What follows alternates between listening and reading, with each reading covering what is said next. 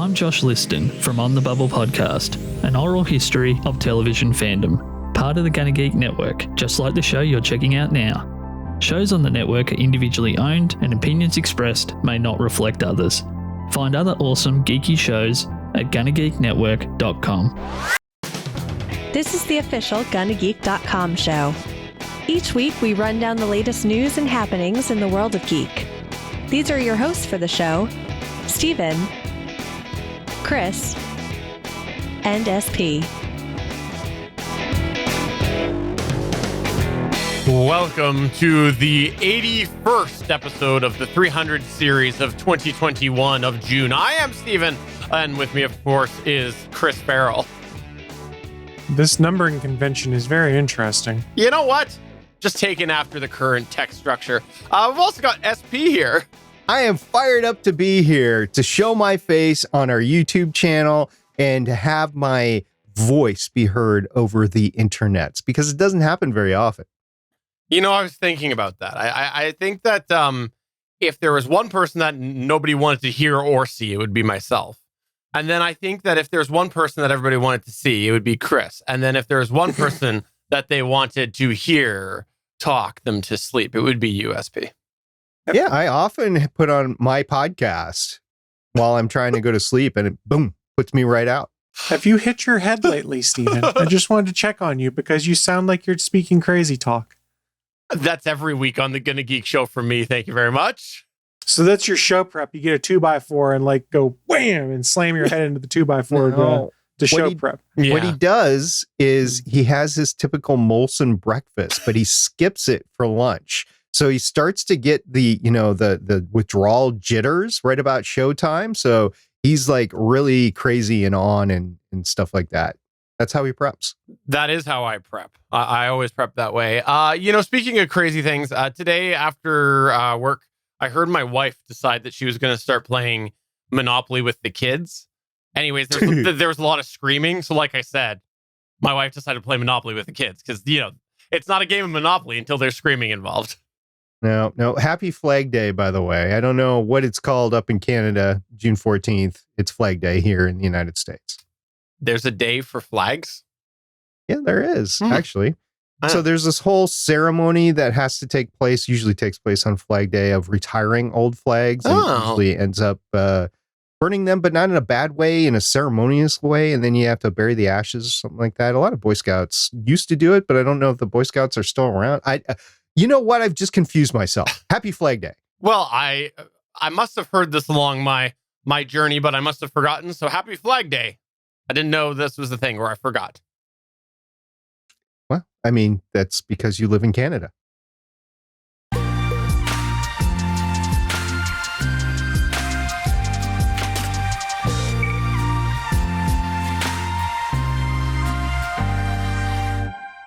All right, let's start off here with some news because SP is my Venus. He's my fire, my desire. Is that how the song goes? I'm not actually sure. Somebody look up the lyrics. Anyway, so what we're going to talk about here is that not one, but two space agencies are signing up now to not send one, not two, but 3 space probes to Venus. Now, these are unmanned probes. So I put a Twitter poll out on Twitter about what is the hottest news story of the week. Now, 3 of the options were crewed, manned, or crewed programs, spaceflight, whatever. One was this to Venus, and I put it like missions to Venus. And I think everybody thought, hey, we're sending somebody to Venus. That's not true. We're sending probes to Venus, not a crewed mission. So just get that out of the way right off the bat. So here's what happened. NASA Administrator Bill Nelson announced on June 2nd, 2021, as part of the Discovery Exploration Program, that's NASA's Discovery Exploration Program, not Discovery Channel or the Discovery Company, just making that clear, that 2 new missions to Venus, Da Vinci Plus and Veritas, beat competing missions to Jupiter's moon Io and Neptune's moon Triton, with launches expected between 2028 and 2030. Now, I got to interject here a little bit that I am disappointed that we're not going to get a mission to Triton or Io. in the Discovery program anytime soon before 2030, but Venus is also a place to go to. We can talk about that a little bit later. 8 days later, on June 10th, the European Space Agency announced as part of its Cosmic Vision program, its own mission to Venus called Envision to be launched in the early 2030s. These decisions were not related. That's what makes it so great. The Da Vinci Plus and Veritas missions are each budgeted roughly at $500 million apiece and will be the first NASA probes sent to Venus since Magellan was launched by the Space Shuttle in 1989. And we talked about Magellan being the first space probe launched from the Space Shuttle in 1989. Matter of fact, it was the first probe that the United States sent out to another planet in 11 years. Could you tell me a little bit more about Magellan? I've never heard of this before, ever, on any history of any podcast. When I'm speaking and you're editing the show, do you put earplugs in and you just he's talking? Is that what happens? Have you ever thought about doing like a space segment where you could educate us on these different probes and things like that? Maybe we should call it the Space Symposium. Matter of fact, maybe we'll record one after we do this and then slip it in after the fact into Gonna Geek episode 365. I think it should be the Space Gymnasium. Well, we could change it. Yeah. Okay. I'll go ahead and I'll let you slip that probe right in.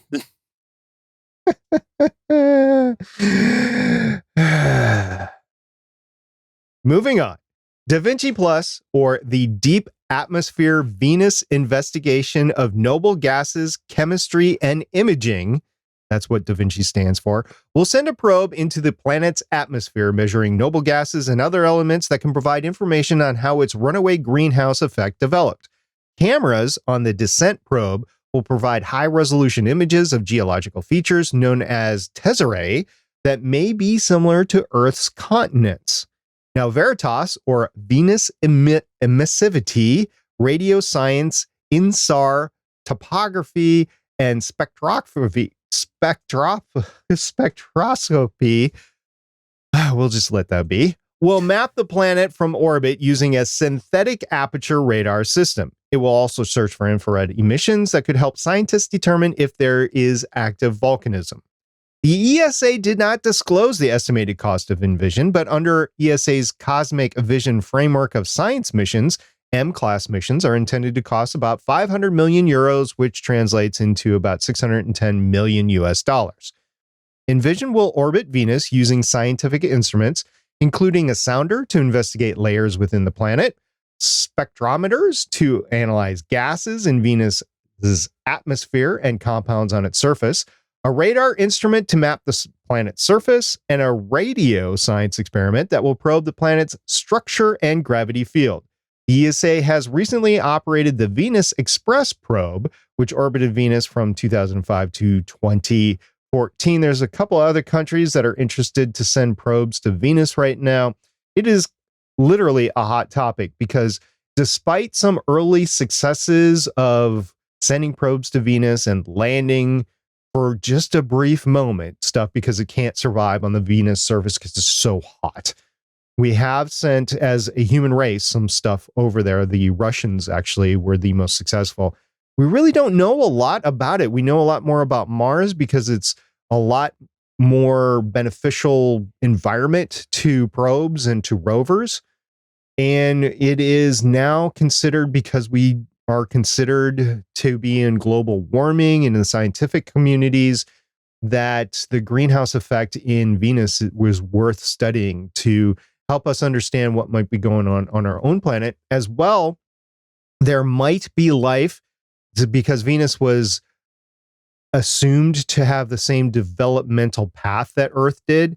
There might be life that had begun on Venus. And because the upper regions of Venus's atmosphere are still temperate, there might be some bacteria floating up there, some sort of life form that is floating in the clouds. And they want to be able to see if life was either sustainable there or maybe began on Venus. So there's a whole bunch of reasons to go back to Venus. We haven't been there in quite some time. So the fact that we have 3 probes being sent to Venus by ESA and NASA over the next decade or so says a lot about how the scientific community really want to know more about it. So while I mourn the opportunities lost to go to Neptune and Jupiter, to go to Triton and Io, I am excited about this possibility, and so is the entire scientific community. I like this story because, all kidding aside, I know I was joking, like I made the joke about, oh, you should hear more about this, but I know you did talk about like the previous endeavors here, and they were a long time ago, and I kind of feel like we're almost looking at space exploration through a different lens than was during the era that we previously went. Like, seemed a lot of it was sort of check mark based, and I know there was scientific things that came out of it, and every time you do the symposium, you tell about us all the learnings and whatnot. But I feel like with the current situation with space and the lull that was there with some of our exploration, I think when we do missions like this, they feel more purposeful, just because we're going back to somewhere that we could easily just write off, and we go somewhere new, send a probe somewhere new. I feel like it's good that we're not writing off Venus. It's very good that we're not writing off Venus. It is, there's only so many inner planets that we have. We have Mercury, which is basically toast right there next to the sun. You got Venus, you got Earth, and you got Mars. Between all the planets, Venus is most like Earth than even Mars is. So it would be very interesting to compare and contrast between Venus and Earth. And yes, Venus is closer to the sun than the Earth is, but that might necessarily not be why it's such an inferno on the planet. It might have had extreme volcanism that just lit up the planet, and it just hasn't cooled down. Earth might have been that way in the past, and it might be going that way now. Or maybe we can learn that Venus is cooling off right now, or maybe it will never cool off. I don't know. But Venus is most like Earth in size and composition, and the fact that it does have an atmosphere. And then you get beyond Mars, and you get the asteroid belt, and you get the gas giants. There's no other planets in the entire solar system that's more Earth-like than Venus. Right. Well, you know why Venus is so hot? It's because Suncast had a cooking accident there when he was on NASA vacation. Place just lit up, never cooled down since. That's why he's stationed on Mars again. We don't talk about that. There's still an active insurance claim on that. So Suncast, whatever you were deep frying, don't do that on Mars. We don't want to catch it on fire, too. Nope. No. Yeah, that would be too Picardish. Too soon? Well, I look forward to finding out more about these trips that are upcoming to Venus, and 3 of them, apparently. Yep, 3 of them in the next 10 years. There's going to be a lot that happens between now and then, and if the Gonna Geek show is still around in 2028, we'll talk about the launch. Yeah, in 2028. We'll talk about it on the Gonna Geek show, which will definitely be around in the year 2028. It'll be the Used to Geek show by then. All right, what's going on from this Xbox Bethesda or Bethesda? Hey, I'm not going to throw any stones. I can't say scientific words. Well, so we're in the midst of E3 right now, everyone. They did their kickoff event, I believe it was on Saturday. Oh, right. And yesterday afternoon, as soon as I was done recording All Things Good and Nerdy, at 1 o'clock Eastern Time, it was the Xbox Bethesda Games Showcase that Microsoft was putting on at E3. Why was it named the Xbox Bethesda one? Because Microsoft just spent $7.5 billion a few months back to buy Bethesda, so they're making use of the name recognition. I imagine next year it will just be the Xbox Games Showcase. But if you are a fan of Xbox, the platform specifically, or even just gaming in general, this was a very interesting event to watch. They had a 90-minute event in which they showed off 30 different games coming to Xbox in the next couple years. And obviously, we don't have time right now to go through every single game that's coming out, but I wanted to come through and pull some highlights and say, hey, here's some stuff that we should keep an eye on because it's really interesting or it's a big get for Microsoft. And then I'll sum up some thoughts at the end as to how good I think this event was. First of all, we got our first taste of the game Starfield. It's something that Bethesda had been teasing for a couple years now. It was supposed to be for lack of a better term, their next big RPG, but it was going to be set in space. We're in a space-based environment. In fact, one of the Bethesda developers, or it might have been one of the VPs, I can't recall correctly, basically equated it to playing an RPG where you're Han Solo in space. That's the kind of look and feel they're going for.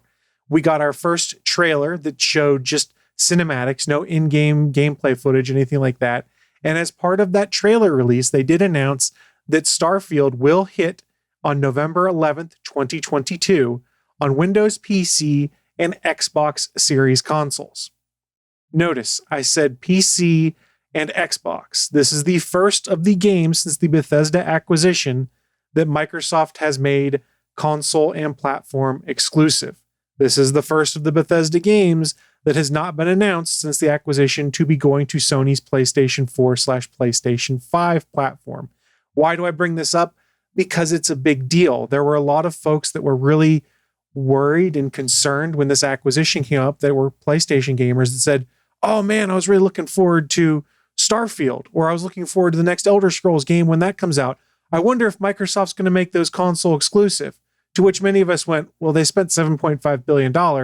I imagine they're going to do that. But Microsoft kind of cruelly dashed those people that had hope remaining that this was not going to be exclusive. So I think that was the bigger news story here.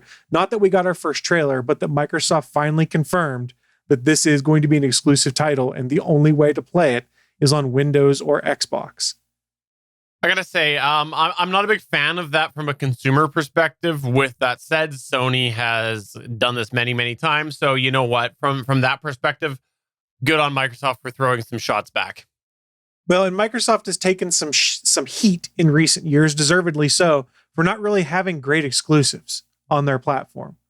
Whereas Sony and Nintendo have a lot of console exclusives or their own developed IPs that are pretty fun and engaging. I do have a question for you, Chris, and just want your opinion, because I know you don't have any available information on this.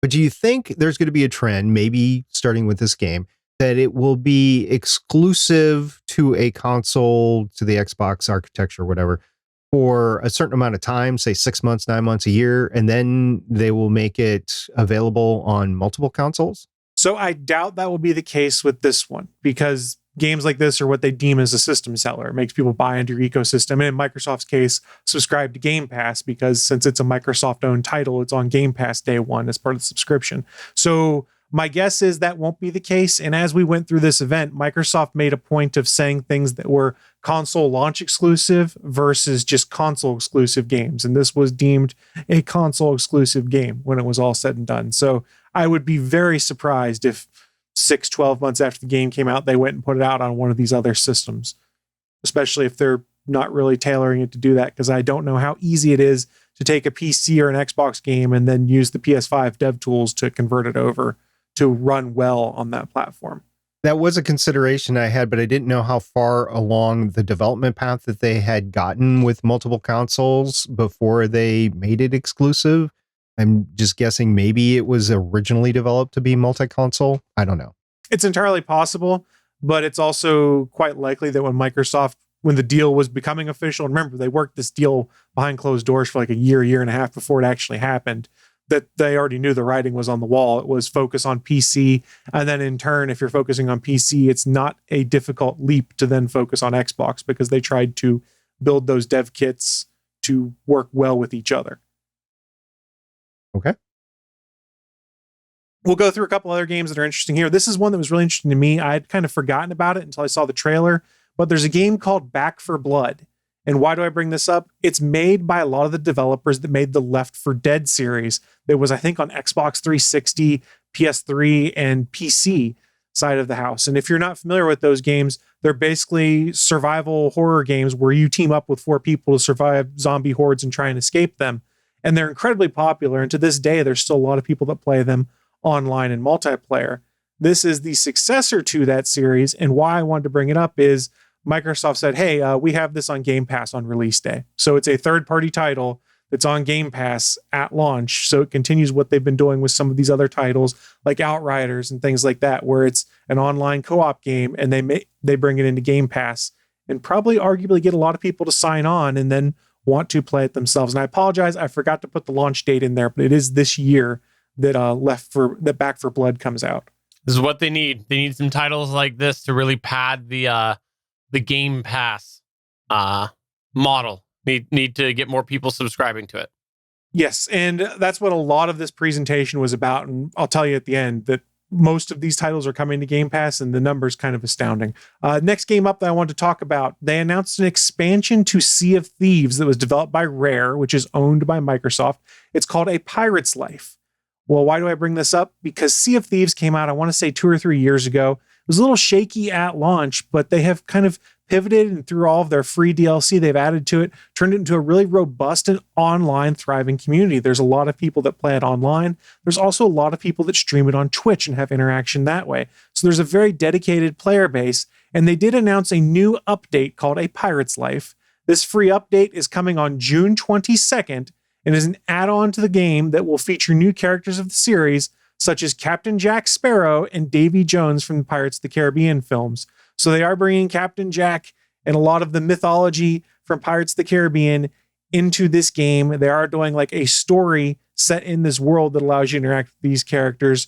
I don't know how much Microsoft paid Disney to make this happen, but it sort of makes sense. While Pirates of the Caribbean may not be as popular as it was, say, 5-10 years ago, there's still a lot of people, especially when you get to the 30 to 40 range, who grew up watching those movies as teenagers and early 20-year-olds, that really have a lot of nostalgia for that. And now you're bringing these characters and they really enjoyed and making them part of a pirate game. Great pull. You know, I wouldn't be surprised if Disney was more on board with this than you originally think, because they know what Sony's been doing with the Spider-Man character as far as gameplay goes. And you know, that relationship, while currently is in some form, we know during the most recent contract renewal, it's not the greatest relationship that Disney has with Sony over Spider-Man still. And so I wouldn't be surprised if I didn't see Disney put more and more of their characters on the Microsoft side of things to, you know, as a bit of a one-up of Sony and their use of Spider-Man. I sort of also see them using this as a way to test the waters to see whether they can go back to the Pirates of the Caribbean franchise and do something with it, because they had kind of milked it down to its last drop at one point in time there. And if enough people get interested, maybe they can make, maybe there's a little bit more water we can wring out of this washcloth that is Pirates of the Caribbean. Fair point. But I'm cynical.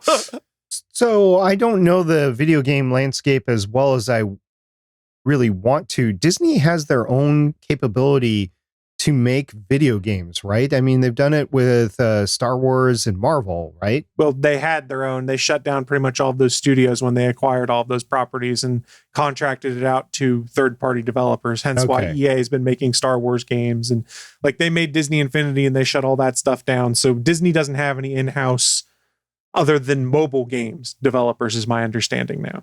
Okay. So this is the opposite as we've seen on the screen versions, the film and the television versions, where they're gobbling up everything so they have all the IP. They now have this IP and they're just delving it out for others to develop. Seems like it. Okay. Next up in this series or slate of things, and this did not close the show, which really surprised me. We got a trailer and a preview for Halo Infinite. And if you watched E3 last year, Halo Infinite's debut was widely panned because it didn't really look that good. Well, I think they took that to heart. Halo Infinite looked a lot nicer. They also did a in-depth deep dive into the Halo Infinite multiplayer, showing off new weapons, new features, new ways to kill people in the game, new armor. It looked fantastic. It looks like a lot of fun, but here's the key. Halo Infinite's multiplayer is free. If you have an Xbox, you can play Halo Infinite multiplayer and also have to have an online subscription to be able to play, so Xbox Live Gold. But you can then play Halo multiplayer for free. My guess is they'll probably do things similar to the Battle Pass system we've seen in Fortnite and Dead by Daylight, things like that, to keep people interested in playing the game and then kind of tease people into buying those Battle Passes, and that's how they can monetize it. And then Halo Infinite itself, we got a little bit of a storyline preview that seemed to indicate that Cortana's gone. We don't know exactly how that happened yet. And it looked nice. And it comes to Game Pass day one. We, however, did not get an official release date. It's just holiday 2021.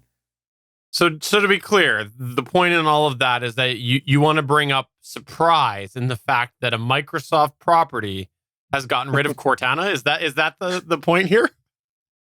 I mean, considering she was kind of instrumental to the plot of the last 5 games. Yeah, no, Microsoft's scrubbing Cortana, even if it was unrelated. No, Microsoft's like, no, it's gone. Get rid of it all. The joke does write itself there. So what sort of interaction is 6 going to have with Master Chief in this? Like 6 is in Cylon 6? Or No. what do you... I'm confused. The Halo 6? Yeah. The Halo. What was it? Halo 3 or 4? He's the main character in this game, like he's been in the last 5 games. 6 is? Well, Spartan 117. I don't know who 6 is. I think we'll leave that one there. I'm confused. I've never really played Halo other than multiplayer, so I am also confused. But somebody gets that. What do you got next there, Chris? So 2 more things to run through real quick. We'll power through them. They did announce, we all knew it was coming, Microsoft Flight Simulator coming to the consoles on July 27th. Where this is interesting is they promised to have, quote, the same level of depth and complexity as the PC counterpart, end quote. They did also announce a partnership with Paramount Studios around the launch of Top Gun Maverick to include a bunch of planes from the Top Gun series at that same point in time. So it's a weird little collaboration, but where this is really interesting is Flight Simulator has always been a pretty popular PC game for Microsoft. They've gotten a lot of credit, and duly so, for how they built Flight Simulator this time around with like real-time weather, real-time satellite info that's showing like cloud cover and using satellite imagery to depict what is on the ground, things like that. And the way they're describing it is it should be the same depth and complexity that comes over on the console. And it was sort of snuck out there that there will be flight peripherals coming out for the consoles too. So you could have your own joystick and throttle combos and foot pedals and things like that coming as well. Yeah, I think that's a must for Flight Simulator. Yes, after playing Star Wars Squadrons with a controller, I was like, man, I'd much rather be playing with the joystick on my PC, I think. I'd much rather be playing with one of those embeds, that goes straight in your head that Elon Musk is making. I don't want a controller at all. I just want to think it and make it do it. You said that you wanted to be in bed with Elon Musk. Cool. Who wouldn't? That's fair. That's fair. And you know what? So, he's going to be the richest man in the planet for like 11 minutes, but he will be. Yeah, when Jeff Bezos leaves. Last of the announcements, and I thought this was a gag at first, but they announced the Xbox mini fridge. It is modeled to look like the Series X, coming in holiday 2021, and the trailer itself on it says, not a joke, this is real. So they are making a mini fridge, which kind of goes to the gag that was made that was, the Xbox Series X looks like a door mini fridge. So Microsoft is embracing it, and they're releasing a refrigerator, and that just made me laugh. I kind of want it for my office. It's just smart. They should have done this a long time ago, right? Like, because the thing is, though, like the target demographic of this would have scooped it up decades ago. Part of the promotion when the Series X was coming out was there was like 10 different YouTube influencers or whatever that were given like full-size refrigerators modeled after the Series X. Oh, right. That designed to look like it, that had a Series X inside. So they did their unboxing of the refrigerator to get to the Series X to do the unboxing of the console itself. Well, this is just the cheaper way to do it. I wish it was a little bit bigger so I could use it as a wine cooler. Yeah, it looks like it only holds about 6 cans of whatever your chosen beverage is. Yeah. Be it a soda, tonic waters, bubbly waters, beer, who knows? Is it long enough to even put a Monster in there?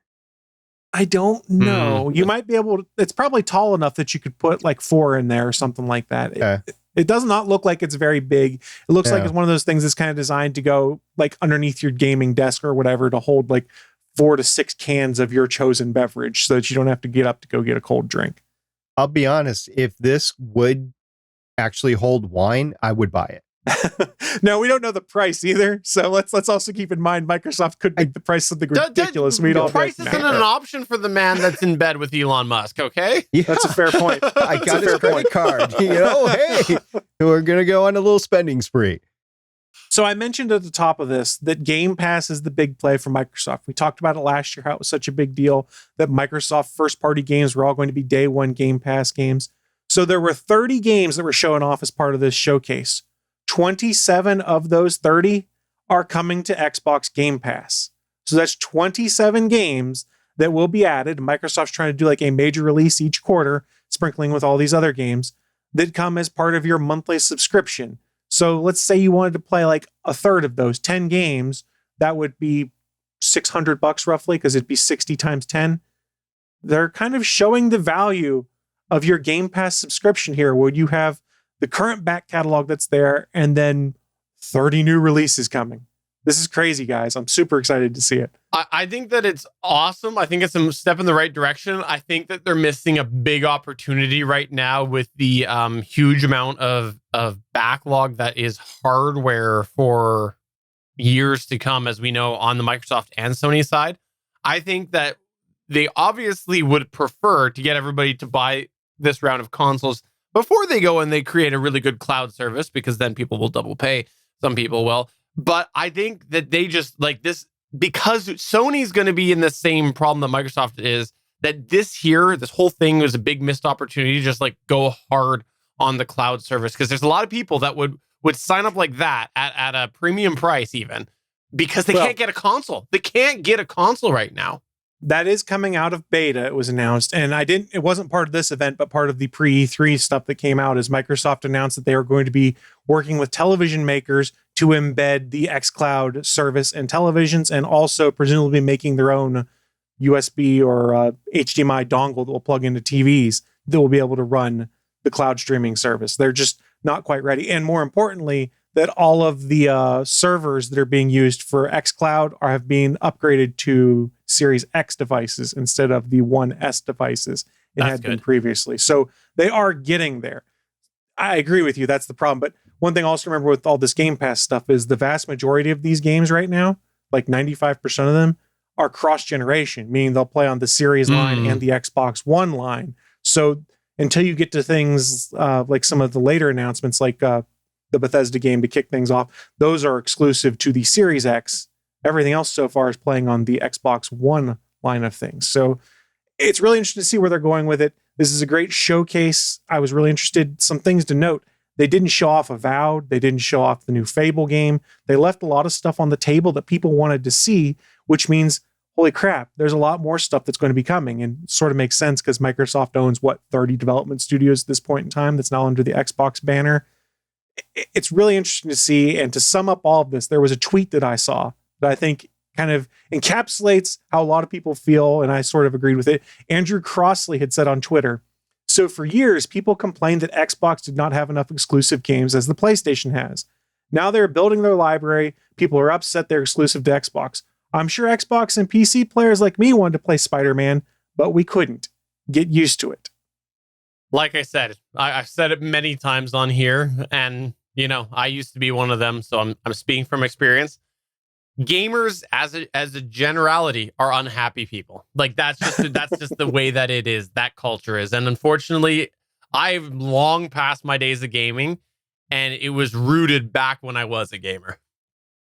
So they're unhappy people because they're sitting in their parents' basement playing a game. See, I didn't say that. I think that there's just been such a culture built around like gamers just wanting something very specific, being so vocal, and getting it in certain ways that there's like entitlement bred in the fabric of the game community. Here's part of the problem you have with the community, and just here's how I see it: is I moderate 2 Xbox subreddits on Reddit, so I see some incredibly toxic and insane stuff. And what it comes down to is there is a small chunk of people that feel like every time something comes up, they need to justify to themselves why they spent $500 on this plastic box with silicon inside. So they just have to be like, well, this is great because of that, and I couldn't get that on the PlayStation, so that's why I spent my $500. That's basically what all these arguments come down to. When you start reading it, as, oh, you're just trying to make yourself feel better that you spent $600 on this, and that's why. And I understand to an extent, and at the same time, there's other people who reply, well, just get both. There's not a lot of people who are going to drop $1,000 on 2 consoles to be able to do that. But just let people enjoy what they like. The whole console warrior mentality really just needs to go away. Just play games and enjoy them. Yeah. I do have a question for you, and I don't mean this to be a big side, but I want to know now. So the Xbox Series X has been out for half a year now, give or take, right? 6 or 7 months. I think it came out in November. How, if I was interested to try to get one, what is the best way to look for one and buy one now? So it's the same problem that Sony's been having with PS5s, is they're tough to find. The easiest way right now is, I'll give you a couple different suggestions. There are some of the Xbox subreddits have their own Discord server that have inventory trackers on them, where you can follow that inventory tracker and get notified. They have bots that'll notify you when things come in. On Twitter, if you follow at Wario64, he's really good about posting he, she, they. I don't know their gender, so I apologize for gendering them, but they post anytime there's a game sale or deal of any kind of significance, and anytime Xboxes or PlayStations are in stock at, say, Walmart or Target or Best Buy, they tweet almost immediately when that happens. So if you turn on tweet notifications for Wario64, that's a really easy way to do it. And then just go on the subreddits, because people will post things on there too. But Wario64, I think right now is the simplest way to find that, because I just saw yesterday probably 4 or 5 different tweets about Xboxes and PlayStations being in stock, and here's the direct link to go and order them. And luck. Oh. Luck. Yeah, there's a lot of luck. The scalpers are still doing a bang-up job of getting all the consoles and then trying to sell them for exorbitant fees. Yeah, that's how my brother managed to get his Xbox, was he just happened to be on Reddit at something stupid, like 2 a.m, and someone on a Canadian subreddit had said, "Hey, Best Buy has them," or whatever. So it's tough right now, and the chip shortage is not helping things. I think Microsoft has had more availability, and read into that what you will. Either it means that they have not as much of a demand as Sony, or Microsoft's done a better job of getting a higher number of consoles out there. I don't know what the answer is to that, because neither Microsoft nor Sony are sharing how many consoles have been sold so far. I guess we'll talk at a different later date about if this is good or not for Sony and Microsoft, but thank you very much for the okay. Thank you very much for the information. I am not personally interested in trying to find one, but say one of my kids, if they said now that they wanted one for the holidays, then I would be interested to start to try to get one, but I'm not going to do the tickle me Elmo thing ever again. Well, and as part of the pandemic, most places are not stocking them on shelves. They're only stocking them online and then allowing for store pickups. So that's taken one of those other methods people had, which was, hey, I know the truck comes into Target on Tuesdays and Thursdays. I can go to Target and see if any come off the truck. They're not selling them in store because they don't want the crowds coming in to be like, you got PlayStations? I need a PlayStation. Right. Fair enough. All right, well, moving on to the next news point here. It's looking like we might be seeing the end of Windows 10, because rumors have been heating up over the last few weeks that Windows 11 is coming, and now it's looking like that is solidified. Oh, by the way, winter is coming too, according to my show notes. Today, Thurrott.com reported that a Microsoft support document has been edited to say that Windows 10 Home and Pro will end support October 14th, 2025. Now, up to this point, Microsoft has really not acknowledged the end of Windows 10 officially. Instead, they've mostly focused on ending support for specific versions of Windows 10. You know how twice a year you get the Windows 10 updates? Well, this is what they focused on. On the list that I'm talking about right now, the document has said version whatever will end support as of certain date. And that's what's been on this document, website up until this point. But now I took a look at it, and at the top banner, there is a spot that says just generalized Windows 10 Home and Pro, start date July 29th, 2015, retirement date October 14th, 2025. Now, if this wasn't an indication in itself, there's an extra piece of information, an extra block at the top that says important. Microsoft will continue to support at least one Windows 10 semi-annual channel until October 14th, 2025. That's that, twice a year update that I just talked about. So if you haven't been following along, Microsoft has been rumored to be having an event. Well, they are having an event next week called, quote, Next Generation Windows, end quote, which at first was speculated about some of those big Windows 10 changes we had talked about a little while ago. But now the rumors and the promo videos that are coming out are indicating that it might actually be a full-on Windows 11 or whatever dumb Windows name comes, because Microsoft is not known for a smart naming structure, not on Xbox, not on Windows. So we'll see what happens. I think it looks like they're going to go with 11 based off of the promo, but I could also see them going with, it's the 11th edition of Windows, which is whatever. And it's not the 11th edition of Windows, but I could see them doing that. So we'll see. At the moment, we really don't know, though, if Windows 11 does come out, what the upgrade path is going to be, because if you recall, way back when Windows 10 launched, there was a huge push to get people on Windows 10 with free upgrades for a certain amount of time. You could upgrade from Windows XP upwards. You could get yourself a free upgrade to Windows 10. However, I think it was Windows XP. Anyways, there was free upgrades involved. They did officially retire the free upgrades a couple of years back, but there's been workarounds due to Microsoft's way that they built servers. So, people have been using those, and it's sort of been an unofficial free upgrade since then. So I don't know. Will we see that this time? Will you have to pay, go back a little bit of the way? I kind of wonder if we'll see them go a little bit more towards the Mac way, where you pay a nominal fee, as opposed to the old Windows way, where it was a stupid amount of money. But whatever upgrade path ends up happening, you can bet there'll still be tons of corporations running Windows XP. Well, hopefully not tons in that regard, but it'll be interesting to see what they do. They did also cancel what was a Windows 10S that was supposed to be like the dual screen version of Windows, and we know they had their issues with Windows 8 going back to having like Windows RT at the same time. So they're not afraid to cancel things. I wager we're going to get a new Windows 11 of some kind with some kind of migration plan to try and get the vast majority of people there. It is curious to see them back away from their whole concept of Windows as a service. Maybe they can spin that it is still a service, because they're basically going to say, hey, it's a free upgrade to anyone that meets these requirements on Windows 10. And we saw how easy it was hardware-wise to upgrade Windows 10 for old hardware. I would imagine Windows 11 probably going to be the same way to try and move people forward. I don't know. It'll be interesting to see what happens. I don't live or die by the OS on my computer anymore.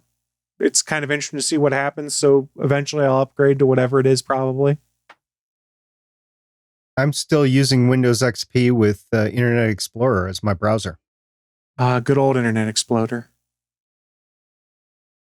I am excited to see what happens here, because I've been a person that has in general embraced a lot of the new functions from Windows 8 upwards. Like, I actually still stand by the fact that I think that what they did with Windows 8 in the start menu was tough for people, but I actually think it was the right decision at the time. I think they missed the extra bridge between the two, but I think that direction was a smart decision that they went with the menu. Just, it was too distant. So I have liked a lot of the new things they've done, but I feel like Windows 10 never settled at the new functions. Like, you have your control panel still, but you have your settings panel. You have your sound panel, but you have your sound like program type thing. You have your apps and you have your programs. Like, you have a clear division. And I think if Windows 11 will finally consolidate a lot of these things, I think that it will be a good move. If we see it similar to Windows 10, where again, you still have that Windows of yesteryear combined with Windows of current, I think this might be too soon. We'll see. Just hope they work through bugs eventually that, say you're doing an important task, like you're on a work call, or you might be recording a podcast and all of a sudden stuff breaks in the middle of it, whether it's your audio drivers, your video drivers, and all of a sudden you can't do what you're supposed to do in the middle of like a live event, like a live recording or something like that. I just hope that in the future, when they're doing upgrades, whether it's to an entirely new OS or just updates, that they stop that crap, because it's getting old. I still don't really understand why why Windows updates have to be the way that they are. I think that they're still structured very dated, and I think that there's a lot of opportunity to have them more courteous. Something like that. I'm a little bit more peeved than what you verbalized there, but yeah, I'm something trying like to that. be nice, okay? No, I would like to cite Apple as having a good window or a good update structure for Mac OS, but I haven't had a Mac, so I can't say that. But I can't think of anybody I've ever talked about that has complained in the same way, which is why I want to give them the benefit of the doubt here, because while I've never used it, I don't know, Chris, you've got a MacBook. Like, do you have any problems doing updates? They're slow. Other than that, I mean, it's easy enough. It takes a while to download, and then the install process for their updates is longer than I would care for. Windows okay. updates are pretty quick. There have been whole OS upgrades with the Mac architecture that have completely halted podcast production. Yeah. And it can't be just podcasting. It's just what I've heard over the last 5 years. Fair point. And yes, I was referring more towards the day-to-day things because yes, the major Mac updates have caused various issues. There are problems I think we've talked about on the show before on backwards compatibility, depending on how far you upgrade Mac OS, is that once you hit a certain point, then there's apps you can no longer run.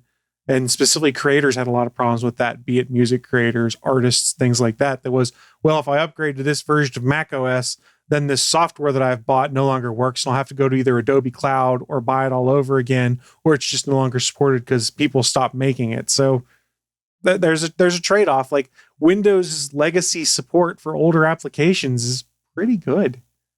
You know, I have to say, when I built my new computer last year, because of issues that I came across with my old computer when it died, I have pretty much gotten in the habit of shutting it down almost every day. Like that's sort of been my habit, and I like that because it is a nice compromise for the updates, because they're more often than not more often than I would think, I end up going to shut down and it says, do you want to update and shut down? And so I guess I never realized how much before it was either happening automatically in the background and running and doing it at inopportune times, or it was sitting there waiting to update. And so my sort of daily shutdown, I think, has made me update in a more convenient manner for myself because they're updating when I'm shutting down. I try to stick with that as well. But here's the problem with that. If you're running a backup service, you tend to want to do it in the middle of the night when you're not working on your machine, and your machine has to be on in order to run those backups. The other thing is, if I'm doing some sort of complex edit, like a video edit with a lot of stuff going on, I would prefer just to keep that up overnight, save it before I leave, but just keep it up so then I don't have to run through the whole process of booting it up again, which takes a few minutes. I would like to shut the machine down. However, those two reasons keep it up all night. Yeah, my backup is instant, so like that's generally fine with me, but I can understand that with wanting to leave things running too. It took me a while to get used to it because I was a 24/7 guy, but then I started shutting things down. There's a guy at work, and this is a couple of years ago. There's a guy at work that fought to keep his machine up for like 3 or 4 years. He would not shut it down. He like, if a process was stuck, he'd try to find a way around it or whatever. There was so much that he was missing from updates because he did not do the machine. And it was completely against company policy too, by the way, that it was just hilarious to watch him at the end. Like, dude, just reboot your machine. Oh no, I can't do that. Why? And to be honest, he's a little bit on the spectrum. So he was fixated on, I got to keep this running. Just reboot your machine. We're supposed to reboot the machine at work every day. So it's no big deal for me at work. But here at home with the backups and stuff, I had some issues with it. But it's just funny to watch some people try to fight it. And it's like, you can only fight it so much. And then you're hurting yourself because you're not updating. Well, I look forward to seeing what comes anyways next week. I am ready to move on from Windows 10. I've expressed that before, and just so many weird quirks, and hopefully a lot of those will be gone. But maybe it'll be another disaster. I've seen people saying, "Oh, this will be the what was Windows 7 to Vista," and people are like, "Wait, I thought Windows 10 was supposed to be that of Windows 7 or Windows 8." So, anyways, I don't know what's going to happen. We'll see. I don't know either. I know I've used it for a while, so I'm like, okay, I'm in it. I'm not like Chris. I'm not in the have a toe in both architectures. Yeah, which for the right price, I absolutely would. But that right price. I got the credit card. Let's do it right now. I'll order a bunch of machines right now. Mac Pros, here we come. All right. Well, that's going to go ahead and take us to the end of the show. Before we wrap up, I just want to mention right here, right now, we had a lot of good conversation on those 3 topics, but we had a few other things that we wanted to quickly run down that we don't have time for to discuss, but we'd love to have you come discuss them with us in our Discord server. You can come to gonnageek.com/Discord. It's been a crazy week in space, and SP had some things he was going to talk about. Chris had some Square Enix E3 news, but again, running late. And let's face it, Chris is going to have E3 news throughout the week. He is. It's true. Probably. And I wanted to acknowledge that our Prime Day tradition has been canceled because Prime Day is back, but it's delayed in Canada due to COVID reasons. And so we will not have aligned Prime Days between Canada and the US this year. It's not going to happen. So we won't be able to do our whole Gonna Geek rundown of things we shouldn't have bought. That's interesting. So you might get some deals that we don't because products will have rolled out after our Prime Day that you might have available. Wow. Yeah. No, I didn't expect it, but they announced it in May, but now all the news was coming up. So I wanted to mention it this episode. But yeah, come to our Discord, gonnageek.com/Discord. And especially during Prime Day, you can come and you can make me jealous of all of these things because that's what I want is I want you to make me jealous. And also, by the way, while you're over there, but you should check out some of the other channels that are in there. We got a lot of cool topics that got a cool chat. I don't know why I said it that way, but we do. And you should check that out because we sometimes have smart home chat. We have drone talk. We have all things good and nerdy talk about Willie. What? And we also have amazing podcast talk as well. You need to ban Willie. Before we go, is there anything that we'd like to plug or promote? Let's start with USP. Over on Legends of S.H.I.E.L.D., we started our coverage of Loki over on Disney+. It's a limited series, a 6-episode series about Loki, and we've started that. And right after that, we'll go into Black Widow coverage. So it's going to be a fun summer. So catch that at Legends of S.H.I.E.L.D., which you can find at GetAGeek.com. Chris Farrell. Well, I guess I'll shamelessly self-promote and say, hey, if you want to hear me talk more about E3, tune in to this upcoming episode of the All Things Good and Nerdy podcast on Sunday at 11 a.m. Eastern. It'll be broadcast on Geeks.live just like this. And I'm sure that myself and my co-host will be running down some more of the E3 news and events that have occurred. And I'll just go ahead and double tap the Discord server because I got to say, I think our smart home talk has kind of faded a little bit over the last little bit. And I'd like to see some people come over there and chat a little bit more about smart home stuff because we have a lot of people that have different smart home things. And it doesn't have to be like, oh, look at my home. I walk in and it wipes my butt. No, we don't need that. You just have what? I kind of want that. That's what the 3 seashells are for. No, it could just be something easy. Like, you know what? I got myself a new voice assistant, or it could be like, hey, I got a smart bulb. I just want to keep that conversation going. So come to gonnageek.com/Discord and talk about all of that there. Or maybe you've just recently purchased a Wi-Fi enabled range that is not smart. Yeah, that'd be good. Yeah, okay. So for episode number 381 of the Official Gonna Geek Show, I'm Steven saying, yep, Prime Day separation. So sad. I'm SP saying I do not have any interest in trying to find an Xbox Series X right now because they made it so hard. I'm Chris, and I can't wait for WinOS 11 XYZ. You know they're going to call it that now. I hope so. Oh, that's so Microsoft. I'll give them that for free. They don't even have to pay me anything. Bye. Bye.